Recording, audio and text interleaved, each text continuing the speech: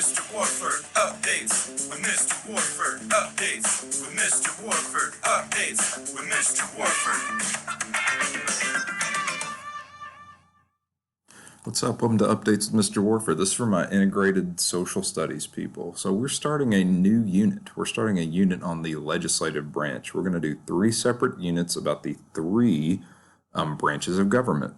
The goal for this week and a little bit of next week is we want to be able to describe the process of how a bill becomes a law and identify parts of the bicameral legislature of the U.S. government. Bicameral means 2 houses.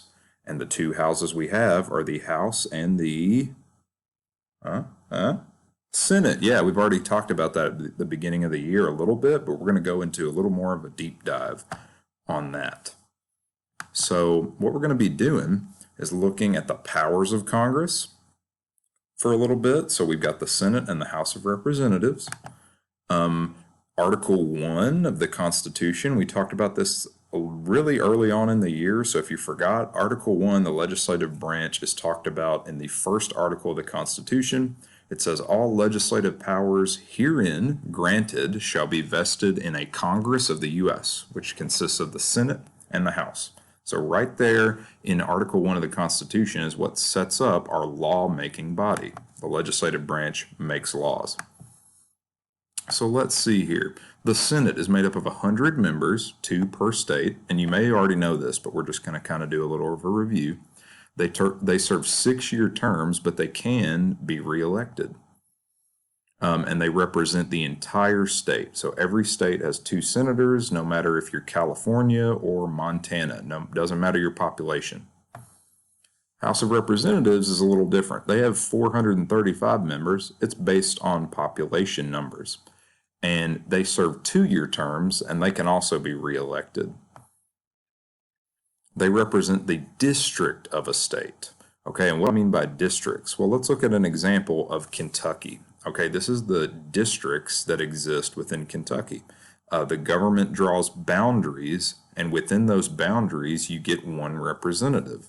So Kentucky has 6 districts, so we have 6 members of the House of Representatives and 2 senators. So in total, Kentucky has 8 representatives in our Congress.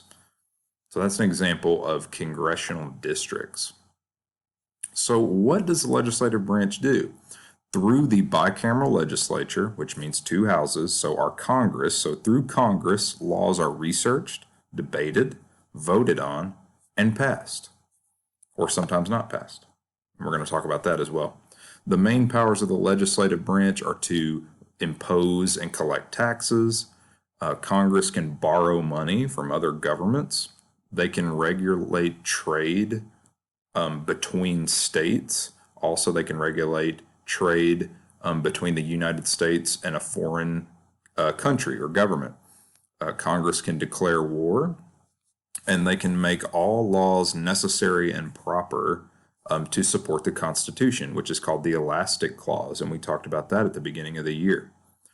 Some checks on Congress are the veto. So once Congress gets together and they decide on an idea for a bill and they want to pass it into law, it has to go onto the president's desk and he'll either sign it into law or veto it. So that is a check on the power of Congress. And then another check is the Supreme Court can declare laws unconstitutional.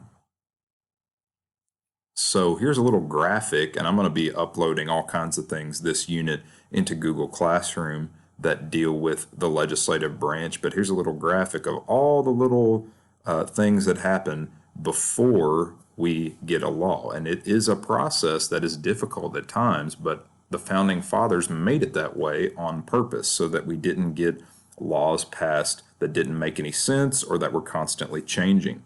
We're going to talk about that this unit as well. We're just starting. So where are we going with this? What are we doing? We're going to be making a comic strip the next few days that outlines how a bill becomes a law, or in some cases, how it won't become a law if it gets struck down. So the goal was we want to be able to generally describe the lawmaking process. So if I stop you in the hallway and I say, how's a bill become a law? I want you to be able to generally describe that to me. Maybe not throw in every single vocabulary word and go into a deep dive on every single minute detail, but be able to generally describe how we start and how we end in the lawmaking process in the United States. So that's what we're going to be working on. And today we're going to be covering more just background info on Congress. I want you to read that, watch the videos that I've posted, and then tomorrow we're going to start the comic strip assignment. So have a great day. Check Google Classroom. See you.